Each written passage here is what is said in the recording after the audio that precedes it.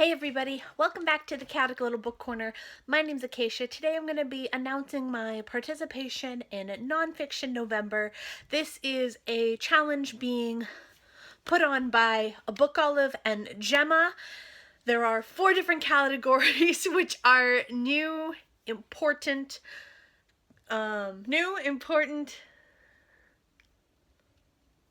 fascinating, and controversial. There we go. Winning. Okay. So let's start with new. Now this is up to interpretation, which could be new to you, new release, new ideas, new sort of thing. So that is where we're going to begin. And la la la la la la la la la la la la la. The first, oh my gosh, these are, oh my gosh. If you guys want me to do a recommendation video of books that you could read for the Nonfiction November trial that I have read that I enjoyed, let me know down below in the comments, but these are only the books that I plan to be reading. For this, let us dive in. These are my first 4, and these are the new ones. The first one I am using as a new release. This is Buffering, an unshared tale from the life of Story Fully Loaded, and it's from Hannah Hart, who is the star of My Drunk Kitchen.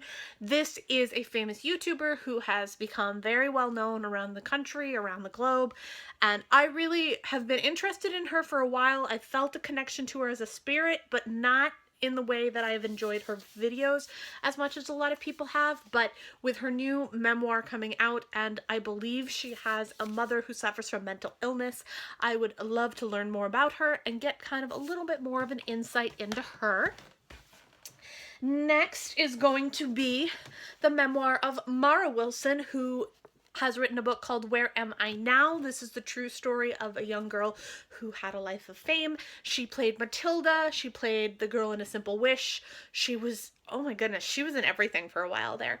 This is her memoir as she grew up as a child actor and continued to grow into a young feminist.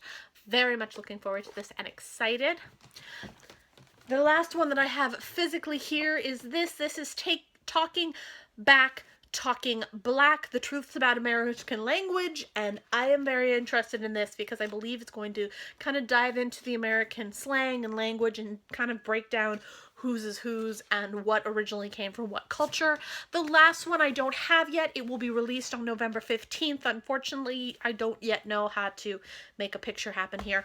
So it's going to be Trevor Noah's, slow down, Acacia, you're thinking faster than you're talking. Trevor Noah's memoir, and Trevor Noah is the new host of The Daily Show. He took over for Jon Stewart. I have pre-ordered it, and I'm very excited to get my hands on it, and I will be reading that when it arrives. Next, we have controversial. Yay! I love controversy, especially when I get to be a part of it. It makes me very happy. It makes me very happy to be part of a controversy.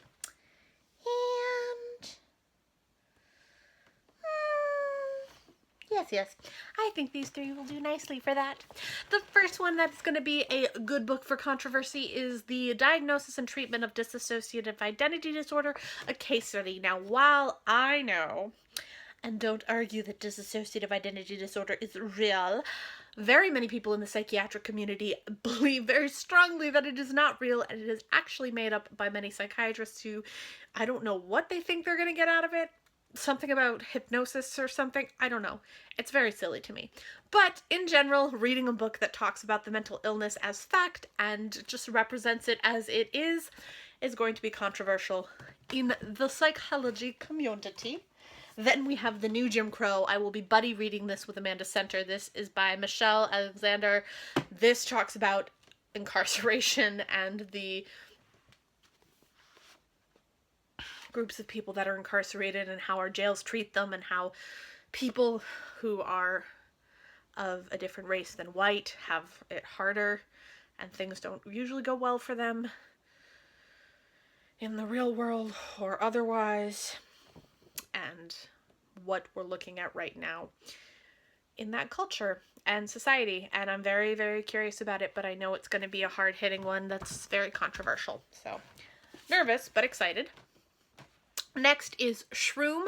This is a cultural history of the magic mushroom, and it's by Andy Leacher. The reason I picked this up, and the reason I'm going to go with controversial, first of all, it does talk about the idea of shrooms, hippies, things of that nature, and I'm just going to read you the back. Did mushrooms tea kickstart ancient Greek philosophy? What was Alice in Wonderland? Thinly veiled psychedelic mushroom odyssey. Nope, wrong words. Was Alice in Wonderland a thinly veiled psychedelic mushroom odyssey? Is Santa Claus really a magic mushroom in disguise? The world of magic mushroom is a place where wow, I can't keep up with my own mouth today. Where the shamans and the hippies rub shoulders with the psychologists, poets, and international bankers. Since the rediscovery only 50 years ago, the hallucinogenic fungus, once shunned in the West, is a most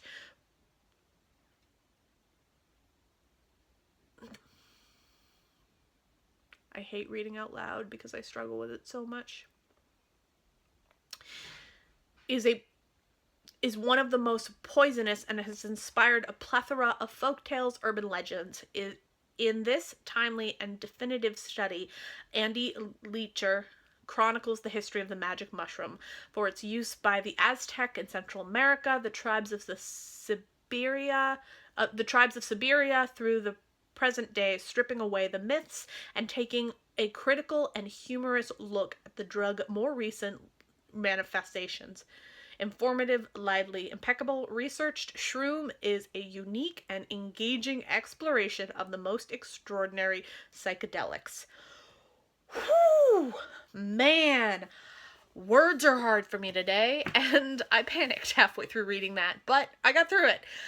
So yeah, I'm actually really excited about that, but that's definitely going to be controversial, especially right now in Maine, where they're trying to legalize pot and marijuana, and so many people are fighting it. They're trying to regulate it. It's ridiculous.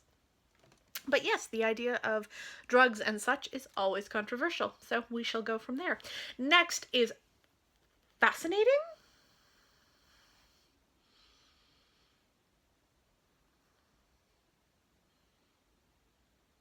Or important. Which one should we do? Let's do fascinating. So,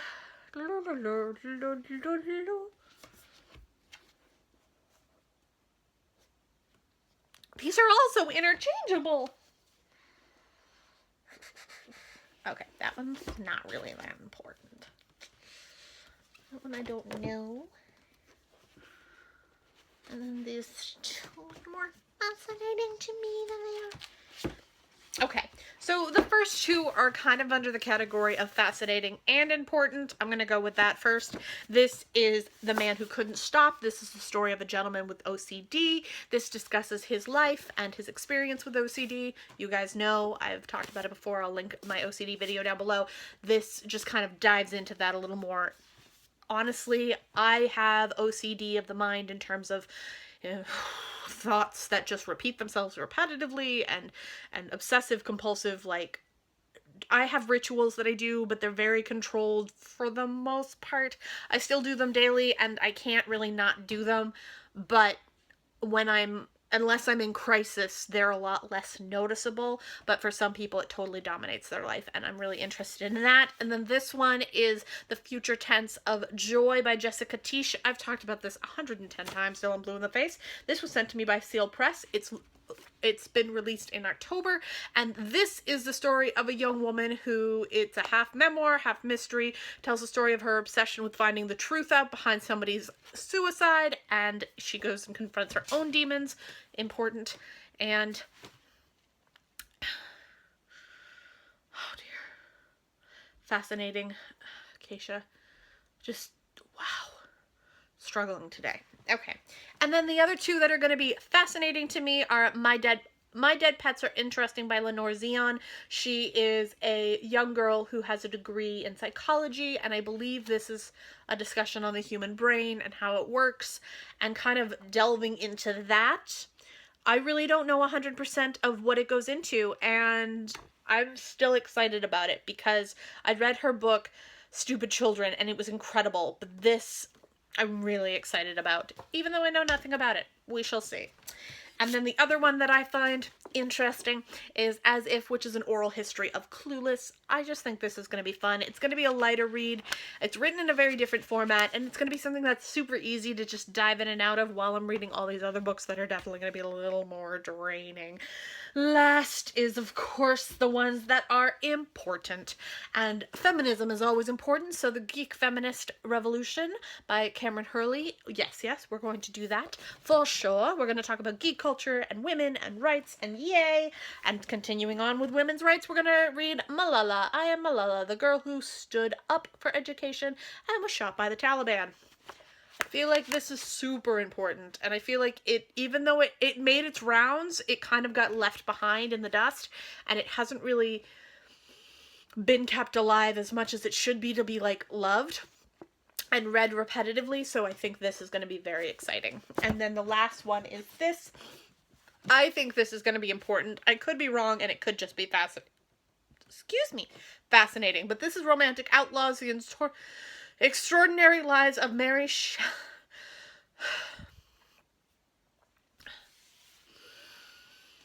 Wollstonecraft and Mary Shelley, mother and daughter who changed not only the way we think, but the way we are. I'm very excited about this, and I think it's going to be wonderful. But this one's going to be the hardest one for me to get through because this one is... Let's see how many pages you are. Oh, there's a lot of citations and indexes. Credit, citations, glossary, bibliograph notes. Whoo, this is like serious nonfiction. Whoa, acknowledgements.